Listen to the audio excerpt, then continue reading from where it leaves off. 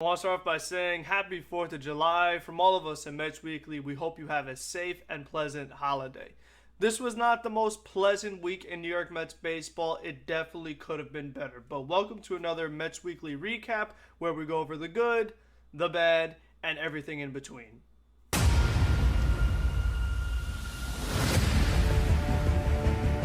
3-2, Vader swings and misses, strike three. He struck him out. 5 Met pitchers combined for the second no-hitter in New York Mets history. Alright, so this week started off on a really bad note. The Mets losing their first game against the Houston Astros 9-1. Carlos Carrasco was on the mound, and this was another really poor start from him against Houston. Going 4 1/3 innings, 6 hits, 6 runs, 3 walks, only 4 strikeouts. Obviously, Carrasco's last start against Houston, he had exited with some back tightness after really struggling, giving up a lot of long balls. And we're hoping that now that maybe he's a little more healthy, gets another crack at this team in Citi Field, that the result should be better. But if anything, it was even worse. And what bothered me the most about this game was after the game, when Carlos Carrasco was asked about his start, talking about how the check swing with Jose Altuve really changed the game. And I just don't want to hear excuses for a guy that had such a poor start. What about the other 2 batters you walked? What about the other 6 hits you gave up that led to 6 runs? All that just because of a missed check swing on Jose Altuve? I expect a lot better at Carrasco. This is a guy that's a veteran. He's been doing it for a long time. He's been good for a long time. And I really would hope that he'd be able to overcome a bad call by an umpire. So that was overall just very frustrating. And speaking of frustrating, Chasen Shreve comes in after him, and in typical Chasen Shreve fashion, absolutely awful. He was only able to get 1 out. He gave up 3 hits and 3 runs, just serving up home runs once again. And it still boggles my mind that despite bad outing after bad outing, guy constantly getting absolutely shelled. I mean, there's no unlucky, there's no weak contact. Chasen Shreve has been giving up homers constantly. And he has no role on this team. He's not a guy that Buck Showalter is going to go late into the game, 7th, 8th, or 9th in a close game. He's not going to use him there. What's the point of having him on here? He's not a guy that has starting pitching experience. Even though Chasen Shreve could give you a couple innings, I mean, how much damage would he do in those couple innings? It just seems like he does not have any type of role on this team. Once Max Scherzer gets activated, I imagine the move will be to send Chasen Shreve down to DFA and whatever. But the thing is, then Trevor Williams goes to your bullpen, and then he becomes a long reliever. So at least he has a role. It's just been frustrating watching Chasen Shreve pitch lately. And speaking of Trevor Williams, he came in after Chasen Shreve could not get the job done. He went 2 1/3 scoreless innings, only giving up a hit, couple of walks, but he struck out 4 batters. And then Dos Medina, 2 scoreless innings. So it was nice to see Medina pitching well. He's another guy that's kind of going to be a long reliever. I just do wonder about the fits on this Mets bullpen because, like, you have 2 long relievers. Joely Rodriguez, it's like he's kind of a lefty specialist, but I just feel like this bullpen is so reliant on Diaz, Smith, Ottavino, and Lugo. It just feels like those are the 4 guys, and everybody else, they kind of just come in when it's a blowout pretty much. So that's why I've been talking so much about the Mets getting some relievers, the guys that they can trust high leverage, so it's not the same 4 guys late in games. I really would like to see them explore the trade market. There's a few pretty nice relief pitchers out there that are going to be available that they could acquire right now. I still don't get why they have to wait till the trade deadline. It's clear that you could use some more bullpen arms. Do it. Obviously, the pitching giving up 9 runs wasn't great, but the offense only scoring 1 run clearly didn't help either. And Framber Valdez gave up 6 hits and 2 walks, but the Mets only had 1 run on the day. Marte had 3 hits, but he was getting stranded there constantly. In this game, the bottom half of the Mets order really struggled. Escobar going hitless, he got a walk. Marcana going hitless. That definitely was an all-around very frustrating game to watch. And then the following day, the Mets actually get a good pitching performance from Taijuan Walker. He went 7 1/3 innings, giving up 4 hits, couple of walks, 93 pitches. Edwin Diaz, he actually came in the 8th inning to relieve Taijuan Walker and finish off that 8th inning. And then when the Mets were batting in the bottom of the 8th, you had that collision with Yordan Alvarez and Jeremy Pena that really led to a long stoppage in the game. And I wonder if that's why Edwin Diaz was not on the mound for the 9th inning, because he only threw the 14 pitches. A go-ahead 2-run homer to Jason Castro. Jason Castro was almost hitting like under 100. He had no home runs this year, 1 RBI, and he hits an absolute no-doubter against Drew Smith. He hung a pitch right down the middle. So that was a really poor outing from Drew Smith. He's given up a lot of fly balls. He has a really high fly ball rate this year. We've seen plenty of home runs from him late in games. So that's something that he really has got to get resolved. If he is going to be one of those long-term relievers for the Mets when all these guys are expiring free agents, This kind of stuff can't be happening. He really has got to do a better job of limiting those fly balls. Then offensively, there just was not much going on for the Mets in this game. They were facing Justin Verlander, who, I mean, he was in vintage form, absolutely dominating a New York team like he likes to do.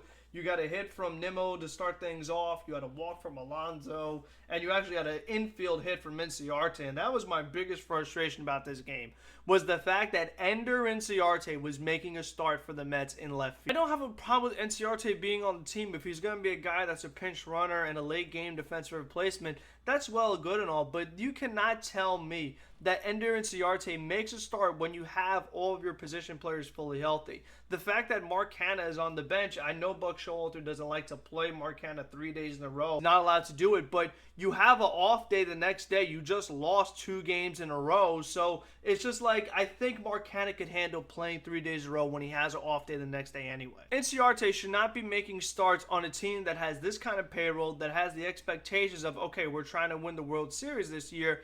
Ender Inciarte cannot be making starts for you. He's not one of those Alejandro De Hazas and Cameron Maybins and all these other absolutely awful outfielders that the Mets have had the past few years. Ender Inciarte making a start, it felt like a Wilpon kind of lineup. He was in the minor leagues with the Yankees, wasn't good enough to make the team, and no other team besides the Mets really wanted him. And there's a reason for that. He can't hit. He's never was a great hitter. His defense was so good in center field, they kind of made up for his weak bat, but his bat's only gotten worse, and his defense is not what it used to be. And then when you have Dom Smith batting ahead of him and Tomas Nido batting behind him, it was just an absolute disaster. I mean, you knew that once you got past the top 5 after McNeil, it was really going to be a tough time for Mets to score any runs. And again, you're facing Justin Verlander. So that really bothered me. The Mets have got to get another quality major league outfielder that could be a guy when Mark Canha needs a day, or God forbid there's any other injuries, that could be a guy that makes starts. Or if they want to get an infielder and move McNeil to the outfield like they have every now and then, just so they can have a guy making starts that is not Ender Inciarte. But then to get to the good, the Mets began their series with the Texas Rangers. David Pearson ended up making the start because Chris Bassett was placed on the COVID IL. We haven't got too much information on him and when he'll be back. But like I said, Pearson was on the mound. 6 innings, 5 hits, 3 runs, 10 strikeouts. I wasn't crazy about the home runs given up, but for a spot start, I think all in all, he did pretty well. This year, he's been solid. He's been better than we could have hoped for, better than we expected as a starting pitcher for the Mets this year. Seth Lugo followed up with a good 7th inning, Ottavino 8th, Diaz 9th, so that's exactly how you draw it up. And from the offense, you had a big 3-run homer from Eduardo Escobar. You had a nice RBI double down the line by Mark Canha. And that was most of the Mets offense. It definitely could have been more. This past week or so, the Mets have really been struggling with runners in scoring position, which is something that they were doing so well prior to this rough patch. They were one of the best teams in baseball at that. And now during this past week, they've been one of the worst. So that's been the biggest reason why we've seen such a decline in the Mets offense recently. And then we get right back to the bad on Saturday, as Trevor Williams was just not good in this game. He pitched 3 2/3 innings, giving up 5 hits, 5 runs, a walk, giving up the long ball.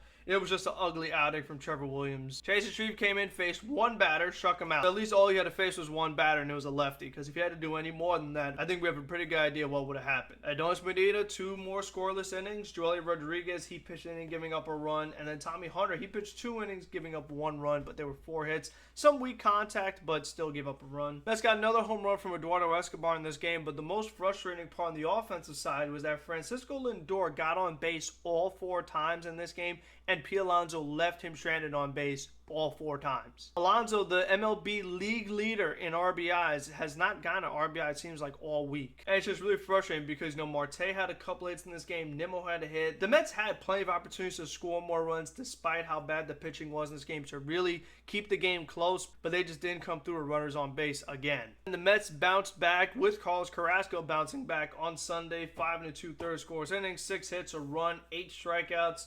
Joely Rodriguez, an inning and a third scoreless, only giving up the walk. Ottavino, a clean 8th. Edwin Diaz put on a couple runners in the 9th, but he was able to get out of it without giving up any runs. Mets got another home run from Eduardo Escobar. So we had a home run in every single game in the Texas Rangers series. Dom Smith, a couple of hits. Guillorme a hit. Marte hit a home run on Saturday and on Sunday. Marte's been solid all year. I feel like he's flown really under the radar. It just seems to me that not enough Met fans are talking about how good a season Starling Marte has had. I know he's a finalist for the All-Star game, but still, I just feel like from what I've seen and heard from Met fans, I don't hear enough praise about Marte, so he definitely has been a very nice, welcomed addition to this team. And all in all, the Mets are able to win this series against the Texas Rangers. And the hope is that Escobar, Marte, these guys could stay hot and that P. Alonso could bust out of his slump. That'd make the lineup even stronger. But a couple of my other observations that I had over the week was the fact that Mark Hanna, for the majority of the season, he was batting above 300, and now he's batting 266. And Mark Hanna has still had a very solid year. I'm not saying anything bad, but I'm just saying that he has not been as good as he was.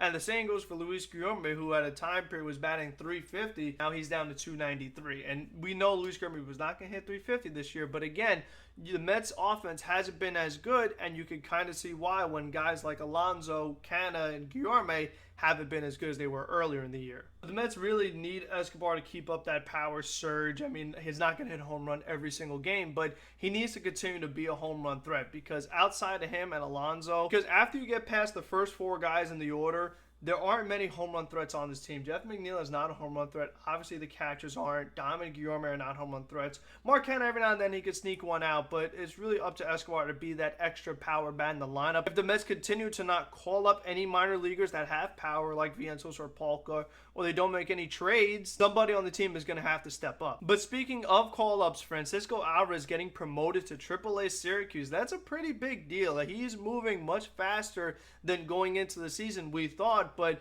it looks like it has gone to the point where they might have to fast track him. The catching position offensively has just been so bad, and Alvarez has been swinging such a good bat in the minor leagues that eventually it does get to the point like we just might have to call this kid up. And obviously, Max Scherzer coming back Tuesday, that's a really welcome sign. I'm looking forward to seeing him pitch again and be the Max Scherzer that we know he could be, really be dominant, get deep into games, rest the bullpen, and almost guarantee a win just about every 5 days. That would really help the Mets be able to stay in first place as the Braves continue to gain ground. Right now, they're 3.5 games back, but yesterday it was 2.5. So the Mets really got to get on a roll here. They're facing a team in Cincinnati that they really should be able to win the series, hopefully sweep. Then the Marlins are not a great team, but we know they're capable of being the Mets. So I really look forward to the Mets having a big week this week. Seeing Jacob deGrom in the rehab assignment was very exciting. He's throwing 101, so we know deGrom's arm is healthy, but my main thing, as always, is stay healthy. I would rather deGrom throw 96 and I keep him the whole season compared to throw 101 and only have him for a few starts and he gets hurt again. I'm very curious to see how they handle deGrom, how many pitches he makes, how many starts he makes, and what his velocity is going to be at during these starts. But again, this is a great opportunity for the Mets. They need to have a big week, and then I'll be back next week to recap it. So hopefully you guys enjoyed this one. Thank you for watching Mets Weekly. Obviously, you know videos coming out all week during the week. I know Carson and Andrew have a big video planned for this week, so be on the lookout for that. And until the next one, be safe, be smart, be healthy. Let's go Mets. Thanks for watching.